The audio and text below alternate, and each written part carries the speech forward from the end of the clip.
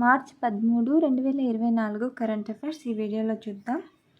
2024 ప్రపంచ వాయు నాణ్యత నివేదిక ప్రకారం వాయు కాలుష్యంలో భారతదేశం ఏ స్థానంలో ఉంది? ఆన్సర్ ఆప్షన్ డి, 5వ స్థానంలో ఉంది.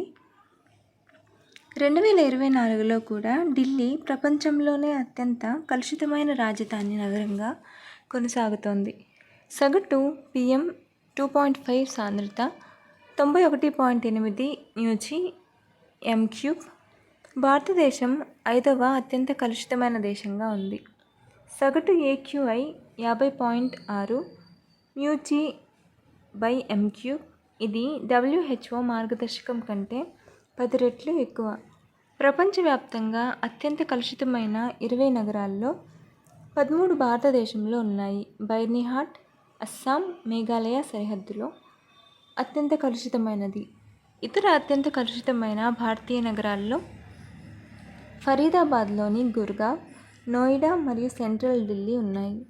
స్విస్ సంస్థ ఐక్యూ ఎయిర్ ప్రచురించిన ప్రపంచ వాయు నాణ్యత నివేదిక 138 దేశాల్లోని 8,954 నగరాల నుండి PM 2.5 డేటాను విశ్లేషించింది. కుకీ తెగ భారతదేశంలోని ఏ ప్రాంతంలో ప్రధానంగా కనిపిస్తుంది? ఈశాన్య భారతదేశం, దక్షిణ భారతదేశం, పశ్చిమ కనుమలు, లడఖ్. ఆన్సర్ ఆప్షన్ ఏ, ఈశాన్య భారతదేశం. స్వేచ్ఛా కదలికను పునరుద్ధరించే ప్రయత్నాల సమయంలో మణిపూర్లో కుకీ నిరసనకారులు కేంద్ర భద్రతా దళాల సాయుధ వాహనంపై దాడి చేశారు. కుకీలు ఈశాన్య భారతదేశం, మయన్మార్ మరియు బంగ్లాదేశ్ అంతటా విస్తరించి ఉన్న జాతి సమూహం. వారు మయన్మార్లోని చిన్ మరియు మిజోరాంలోని మిజోలతో దగ్గరి సంబంధం కలిగి ఉన్నారు. వీరిని సమిష్టిగా జో ప్రజలు అని పిలుస్తారు. బ్రిటిష్ పాలనలో కుకీ అనే పదాన్ని కేటాయించారు. వారిని పాత కుకీలు మరియు కొత్త కుకీలుగా విభజించారు. వారికి సామ్ బాలురా అభ్యాస కేంద్రం మరియు లామ్ యువజన సంఘం వంటి సాంస్కృతిక సంస్థలు ఉన్నాయి. వారి మారుతున్న జుమ్, సాగు, నాగాలు మరియు మేటీలతో భూ వివాదాలకు దారితీసింది. సజ్జన్గఢ్ వన్యప్రాణుల అభయారణ్యం ఏ రాష్ట్రంలో ఉంది? Maharashtra, Rajasthan, Gujarat, Kerala. Answer option B, Rajasthan. ఉదయ్పూర్లోని సజ్జన్గఢ్ అభయారణ్యంలో దాదాపు 50 హెక్టార్ల విస్తీర్ణంలో కార్చిచ్చు చెలరేగింది. ఈ అభయారణ్యం రాజస్థాన్లోని ఉదయ్పూర్ శివార్లలో ఆరావళి కొండల్లో ఉంది. ఇది దాదాపు 5.19 చదరపు కిలోమీటర్ల విస్తీర్ణంలో ఉంది మరియు 1874లో మహారాణా సజ్జన్ సింగ్ నిర్మించిన సజ్జన్గఢ్ కోట చుట్టూ ఉంది. టైగర్ లేక్ అని కూడా పిలువబడే భారీ సరస్సు దాని పశ్చిమ వాలుపై ఉంది మరియు దీన్ని మహారాణా రాజ్ సింగ్ నిర్మించారు. ఈ అభయారణ్యం టేకు, మామిడి, వేప మరియు వెదురుతో కూడిన ఆకురాల్చే మరియు పాక్షిక సతత హరిత అడవులను కలిగి ఉంది. ఇది పాంథర్లు, హైనాలు, స్లోత్ ఎలుగుబంట్లు, సాంబార్ జింకలు మరియు 4 కొమ్ముల జింకలకు నిలయం. భౌగోళిక సమాచార వ్యవస్థ GIS ఆధారిత సాఫ్ట్వేర్ అయిన ప్రతిబింబ్ మాడ్యూల్ను ఏ మంత్రిత్వ శాఖ ప్రారంభించింది? ఎలక్ట్రానిక్స్ మరియు IT మంత్రిత్వ శాఖ, రక్షణ మంత్రిత్వ శాఖ, హోం వ్యవహారాల మంత్రిత్వ శాఖ, కమ్యూనికేషన్ల మంత్రిత్వ శాఖ. ఆన్సర్ ఆప్షన్ సి, హోం వ్యవహారాల మంత్రిత్వ శాఖ. ప్రతిబింబ్ మాడ్యూల్ 6,046 అరెస్టులు, 17,185 లింకేజీలు మరియు 36,296 సైబర్ దర్యాప్తు అభ్యర్థనలకు దారితీసింది. ఇది కేంద్ర హోం మంత్రిత్వ శాఖ యొక్క Indian cyber crime coordination centre ప్రారంభించిన భౌగోళిక సమాచార వ్యవస్థ ఆధారిత సాఫ్ట్వేర్. ఇది సైబర్ నేరస్తులను రియల్ టైంలో మ్యాప్ చేయడానికి మరియు వారి నెట్వర్క్లను నిర్వీర్యం చేయడానికి చట్ట అమలుకు సహాయపడుతుంది. ఈ సాఫ్ట్వేర్ సైబర్ నేరాలలో ఉపయోగించే మొబైల్ నంబర్లను ట్రాక్ చేస్తుంది మరియు వాటిని GIS మ్యాప్లో ప్రొజెక్ట్ చేస్తుంది. ఇది మొబైల్ డేటా ద్వారా నేర కార్యకలాపాలను గుర్తించడానికి చట్ట అమలు సంస్థలు మరియు సేవా ప్రదాతలను అనుమతిస్తుంది. ఇటీవల వార్తల్లో కనిపించిన ఫ్యూగో అగ్నిపర్వతం ఏ దేశంలో ఉంది? Ethiopia, Indonesia, Malaysia, Guatemala. Answer option D, Guatemala. గ్వాటమాలాలోని వోల్కాన్ డి ఫ్యూగో యొక్క శక్తివంతమైన విస్ఫోటనం బలమైన పేలుళ్లు, ప్రకాశించే పదార్థాలు మరియు పైరోక్లాస్టిక్ ప్రవాహాలను ప్రేరేపించింది. ఇది సమీపంలోని సమాజాలను ప్రమాదంలో పడేసింది. అగ్నిపర్వతం అని అర్థం వచ్చే వోల్కాన్ డి ఫ్యూగో గ్వాటెమాలాలోని ఆంటిగ్వా సమీపంలోని 3 పెద్ద స్ట్రాటో వోల్కనోలలో ఒకటి. గ్వాటెమాలా పసిఫిక్ రింగ్ ఆఫ్ ఫైర్లో ఉంది మరియు తరచుగా భూకంప మరియు అగ్నిపర్వత కార్యకలాపాలను ఎదుర్కొంటుంది. ఫ్యూగో మధ్య అమెరికాలోని అత్యంత చురుకైన అగ్నిపర్వతాలలో ఒకటి. 16వ శతాబ్దం నుండి విస్ఫోటనాలు నమోదయ్యాయి. 2018లో జరిగిన ఘోరమైన విస్ఫోటనం 194 మంది మరణించగా 234 మంది కనిపించకుండా పోయారు. దీని విస్ఫోటనాలలో పేలుళ్లు, లావా ప్రవాహాలు మరియు పైరోక్లాస్టిక్ ప్రవాహాలు ఉంటాయి. ఇవి తీవ్రమైన ప్రమాదాలను కలిగిస్తాయి. 2025-26 ఆర్థిక సంవత్సరానికి రాష్ట్ర బడ్జెట్ లోగోలో భారత రూపాయి చిహ్నం స్థానంలో తమిళ అక్షరం రూతో భర్తీ చేయాలని ముఖ్యమంత్రి ఎంకే స్టాలిన్ నేతృత్వంలో తమిళనాడు ప్రభుత్వం తీసుకున్న నిర్ణయం హిందీ విధించడానికి రాష్ట్ర సాంస్కృతిక ప్రకటన మరియు ప్రతిఘటనను ప్రతిబింబిస్తుంది.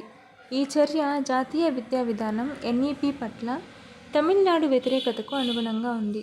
దీనిని కాషాయీకరించబడింది అని భావిస్తారు. ఐసిఐసిఐ బ్యాంక్ తన భద్రతా కార్యకలాపాల కేంద్రం అధిపతిగా కమల్ వాలీని నియమించింది. ఇది సైబర్ భద్రత మరియు ప్రమాద తగ్గింపుపై తన దృష్టిని ప్రదర్శిస్తుంది. సైబర్ భద్రత మరియు ఐటీ కార్యకలాపాలలో 18 సంవత్సరాలకు పైగా అనుభవంతో వాలీ బ్యాంక్ యొక్క డిజిటల్ మౌలిక సదుపాయాలను మెరుగుపరచడానికి మరియు అభివృద్ధి చెందుతున్న సైబర్ బెదిరింపుల నుండి కస్టమర్ డేటాను రక్షించడానికి భద్రతా వ్యూహాలకు నాయకత్వం వహిస్తారు. భారతదేశం మారిషస్ సంబంధాలను బలోపేతం చేస్తున్న ఐఎన్ఎస్ ఇంఫాల్ ప్రధానమంత్రి నరేంద్ర మోదీ పర్యటన సందర్భంగా సంతకం చేయనున్న వైల్డ్ షిప్పింగ్ ఒప్పందం ద్వారా మారిషస్తో తన సముద్ర భద్రతా సహకారాన్ని బలోపేతం చేసుకోవడానికి భారతదేశం సిద్ధంగా ఉంది. ఈ ఒప్పందం భారత మరియు మారిషస్ నావికా దళాలు మరియు కోస్ట్ గార్డుల మధ్య వాణిజ్య షిప్పింగ్ డేటాను మార్పిడి చేసుకోవడానికి వీలు కల్పిస్తుంది. పశ్చిమ హిందూ మహాసముద్రంలో పర్యవేక్షణ సామర్థ్యాలను పెంచుతుంది. ఈ చర్య ద్వైపాక్షిక సంబంధాలను బలోపేతం చేయడానికి మరియు ఈ ప్రాంతంలో చైనా పెరుగుతున్న ఉనికిని ఎదుర్కోవడానికి ఒక వ్యూహాత్మక అడుగుగా పరిగణించబడుతుంది.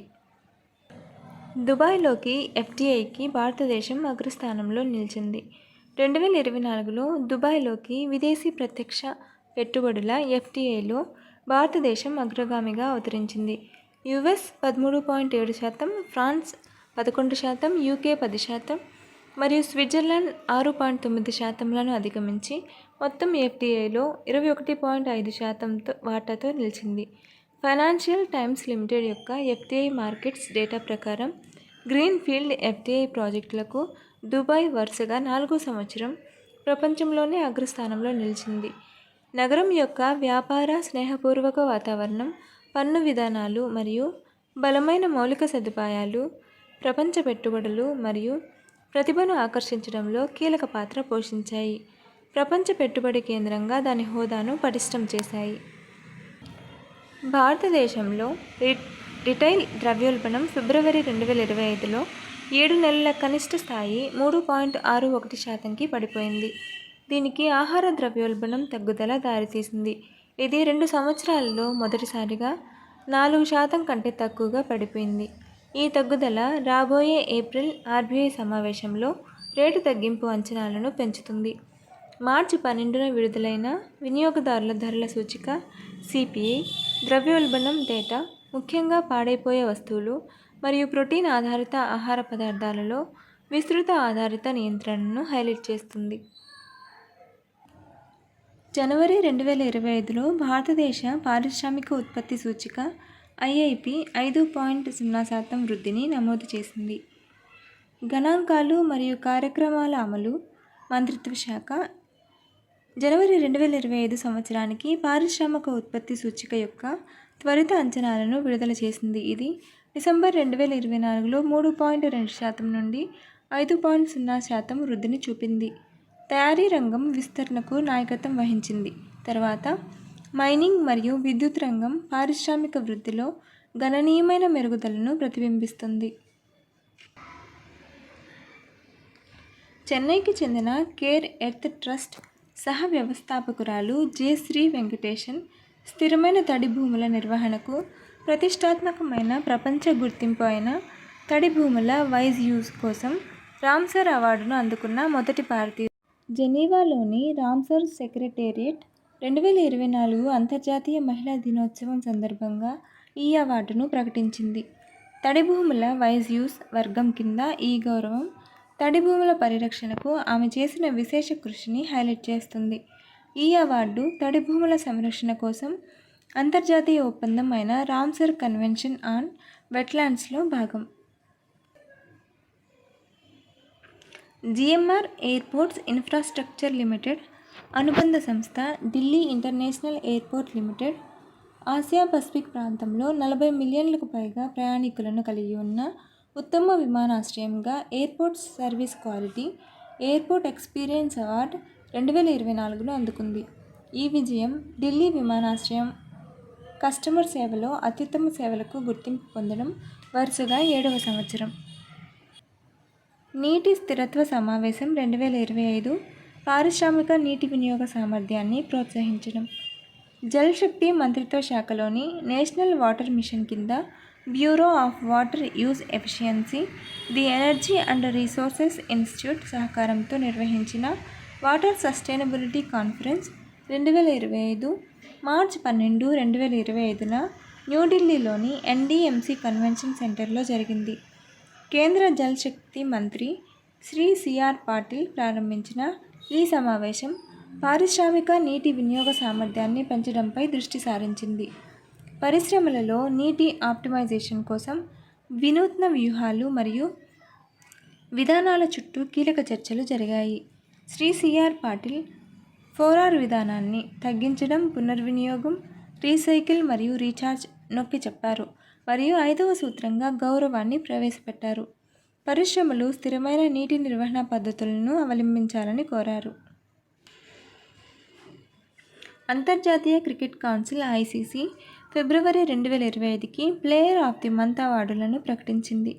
భారతదేశానికి చెందిన శుభ్మన్ గిల్ పురుషుల ప్లేయర్ ఆఫ్ ది మంత్ అవార్డును గెలుచుకున్నాడు మరియు ఆస్ట్రేలియాకు చెందిన అలానా కింగ్ మహిళా ప్లేయర్ ఆఫ్ ది మంత్ టైటిల్ను గెలుచుకుంది. ఫిబ్రవరి అంతటా వారి అత్యుత్తమ ప్రదర్శనలు వారికి ఈ ప్రతిష్టాత్మక గుర్తింపును తెచ్చిపెట్టాయి.